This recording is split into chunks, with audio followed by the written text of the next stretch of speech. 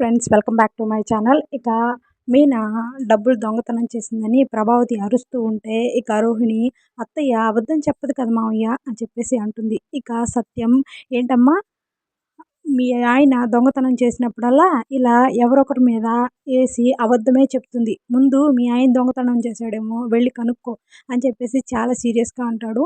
తర్వాత మీనాకి ధైర్యం చెప్పి, శృతి మీనాని లోపలికి తీసుకెళ్ళు అని చెప్పేసి అంటాడు. ఇక మీనా లోపలికి వెళ్ళి బాధపడుతూ ఉంటే శృతి, రవి ధైర్యం చెప్తారు. ఇక తర్వాత బాలు మీనాకి కాల్ చేస్తాడు.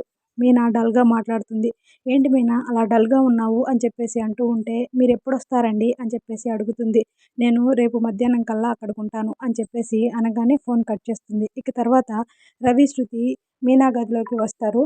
నువ్వేం బాధపడకు మీనా, అన్నయ్యకి విషయం చెప్పావా అని రవి అడుగుతూ ఉంటే, లేదు ఆయన్ని బాధపడడం ఎందుకని చెప్పలేదు, కానీ నేను దీన్ని అంత తేలిగ్గా వదలను, రేపు ఉదయమే వెళ్ళి పోలీస్ స్టేషన్లో కంప్లైంట్ ఇస్తాను అని అంటుంది. ఇదంతా విని రోహిణి షాక్ అవుతుంది.